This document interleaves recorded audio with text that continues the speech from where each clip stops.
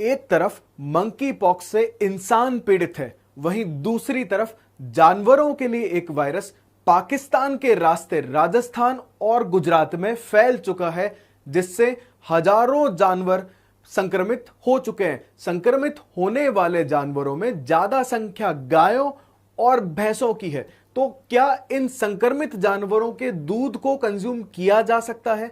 जानेंगे हम आज के वीडियो में। इनका उपचार कैसे किया जाए और किसी जानवर में लंपी वायरस के लक्षण क्या होते हैं, सब का सब हम आज के वीडियो में देखने वाले हैं। नमस्कार, मैं दीपेंद्र सिंह राठौड़ और आप जुड़े हैं कोचिंग वाले की नॉलेज सीरीज से। तो चलिए शुरू करते हैं हम लंपी वायरस के बारे में कि लंपी वायरस जो है सबसे पहले आपको दिखाई देता है अफ्रीका में।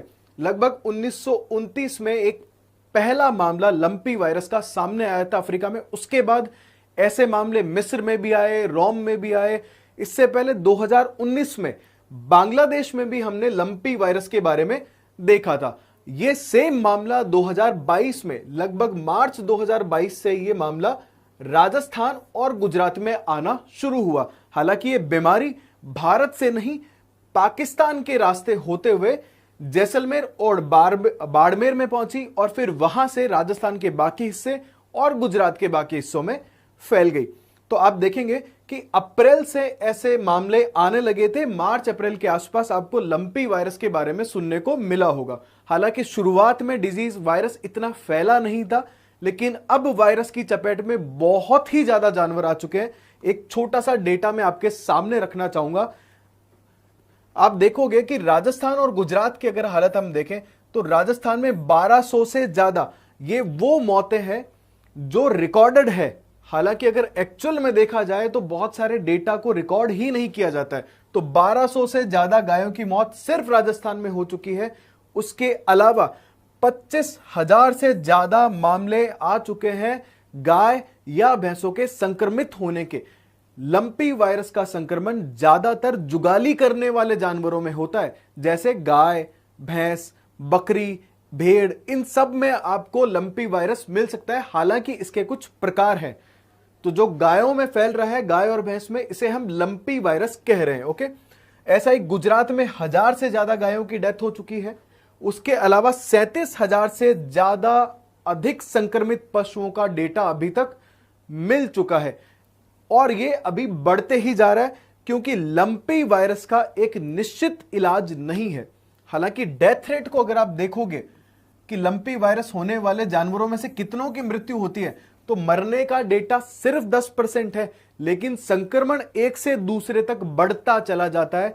इसको रोकने के भी कुछ उपाय हैं, अभी हम उनके बारे में बात करेंगे। देखिए, संक्रमण फैलता कैसे है कि सपोज करिए कि कोई गाय अगर संक्रमित है या कोई भैंस अगर संक्रमित है, तो वो किसी एक जगह पानी पीती है, तो पानी के थ्रू अगर स्वस्थ जानवर आके उसी पानी में मुंह लगाएगा तो उसको लंपी वायरस हो सकता है। या खाना उनका शेयर किया जाए, चारा या जो आप बाकी चीजें गायों को खिलाते हैं, भैंस को, वो अगर शेयर किया जाए तो भी लंपी वायरस फैल सकता है। उसके अलावा अगर मक्खी, मच्छर, ततैया, पिस्सू, ये सब जो जानवर एक जानवर से ऐसे कीट पतंगे एक जानवर से दूसरे जानवर तक या पशु तक संक्रमण को ले जाते हैं, ये उनके वाहक का काम करते हैं। तो इन सब की रोकथाम भी बहुत बड़ा उपचार का माध्यम है। उसके अलावा दूषित पानी या भोजन के माध्यम से ये एक से दूसरे पशु तक फैल सकता है। अब इसके लक्षण क्या होंगे? लक्षण आपको पता ही है। जानवरों में बुखार देखी जा सकती है शुरुआत में, बाद में नाक और आंखों से स्राव भी देखने को मिलेगा लिक्विड का, मुंह से लार टपकना। उसके अलावा पूरे शरीर में गांठें जैसी हो जाना। ये आप देखोगे, आपको अलग अलग ऐसी गांठें दिखाई देगी। एक्चुअली ये गांठें नहीं होती है, एक तरह के नरम छाले हैं। ठीक है, हालांकि आपको इनको टच करने से बचना चाहिए जितना पॉसिबल हो उतना। वो बात अलग है कि ये बीमारी इंसानों में नहीं आती है, लेकिन फिर भी हमें इनसे बचना ही चाहिए। उसके अलावा अगर आप देखें, दूध उत्पादन में कमी आती है और सबसे बड़ा मुद्दा यही है। डेथ रेट तो हमने बात कर ली कि भाई लगभग 10% ही है। अगर 100 पशुओं को लंपी वायरस हुआ है तो उनमें से 10% की मौत होगी लगभग। लेकिन दूध उत्पादन में कमी आपको देखने को मिलेगी, क्योंकि पशु बीमार होगा, उसके चारों तरफ के जो छाले हैं उनमें जलन होगी, तनाव में आएगा, और पूरा उसका जो बॉडी के अंदर का हार्मोनल चेंजेस होंगे उसके अंदर, और दूध उत्पादन के अंदर आपको तनाव में अगर ग्रसित है जानवर तो उत्पादन के अंदर कमी आपको देखने को मिलेगी। कुछ पशुओं के अंदर बांझपन को भी देखा गया है ऐसे मामलों में। तो नुकसान बहुत ज्यादा बड़े हैं। इसके सीधे नुकसान सिर्फ पशुओं को ही नहीं है, ये किसानों को भी है। किसानों को किस तरह से है, आप सभी को पता होगा, भारत के अंदर छोटे किसान जो है, जिनके पास 2 या 3 हेक्टेयर तक जमीन है, उनका प्रतिशत लगभग 85% है। भारत के कुल किसानों में से 85% किसान ऐसे हैं जिनके पास 2 या 3 हेक्टेयर जमीन है। ऐसे लोग पूरी तरीके से दुग्ध उत्पादन पे अपनी आजीविका चलाते हैं, वो पूरी तरीके से दूध के उत्पादन पर निर्भर करते हैं। तो ऐसी बीमारी में अगर सरकार कुछ नहीं करेगी, जो कि हम देख रहे हैं सरकार की तरफ से इतनी चीजें नहीं हुई है जो होनी चाहिए थी। पिछले 3 महीने से संक्रमण फैलते जा रहा है, खास करके राजस्थान और गुजरात में, और सरकार सिर्फ मॉनिटरिंग कर रही है, देख रही है। जबकि ये चीजें पहले अगर कंट्रोल की जाती तो ये संक्रमण इतना फैलता ही नहीं। इवन अभी भी इसे इमरजेंसी तो घोषित किया ही जा सकता है, पशुओं के ऊपर अपने फंड्स को बढ़ा दिया जाए। अभी हाल ही में ऐसा सुनने में आया कि एक जिले को 1 लाख रुपए अलॉट हुआ है, हर जिले को 1-1 लाख रुपए अलॉट हुआ है जानवरों की मेडिसिन के लिए। तो आप समझ सकते हो एक जिले में कितने जानवर होते हैं, उनके लिए 1 लाख रुपए अलॉट हुआ है।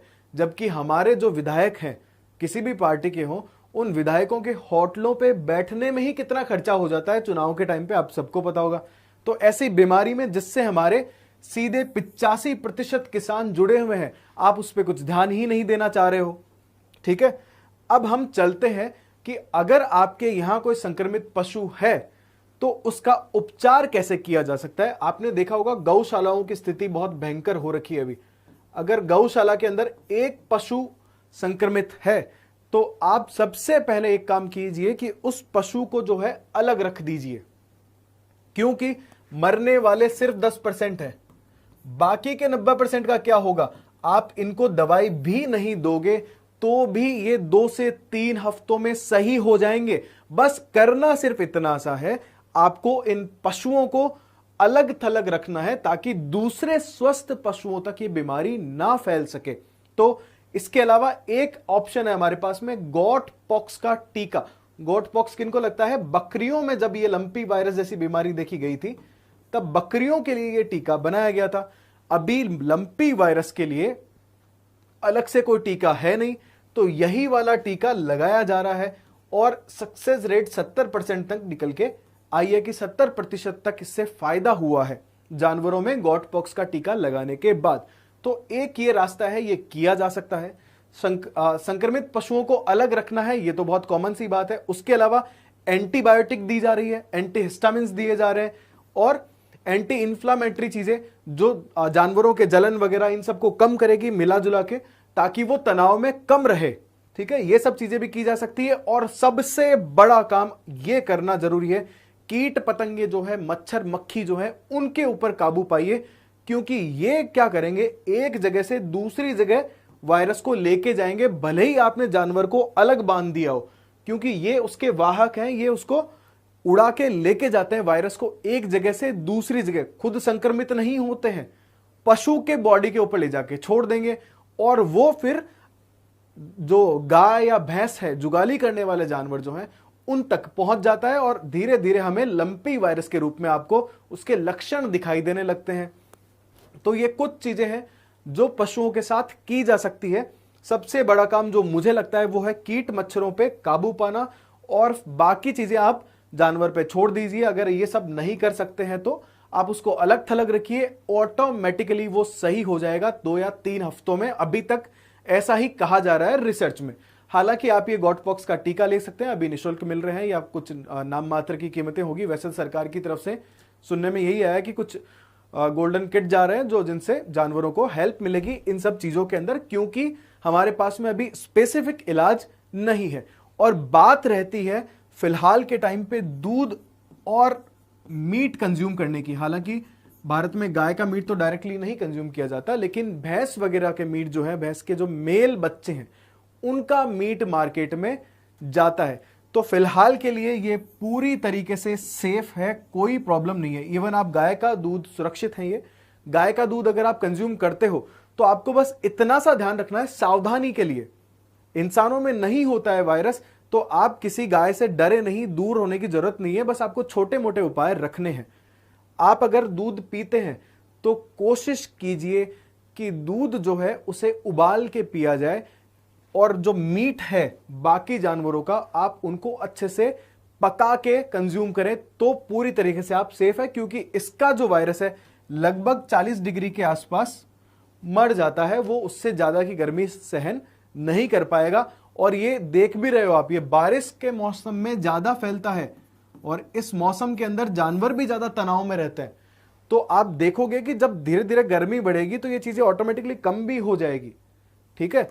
और दूसरा, जानवर खुद भी इसको सही कर लेता है 2 से 3 हफ्तों में, बस आपको उसको एक सही ट्रीटमेंट देने की जरूरत है।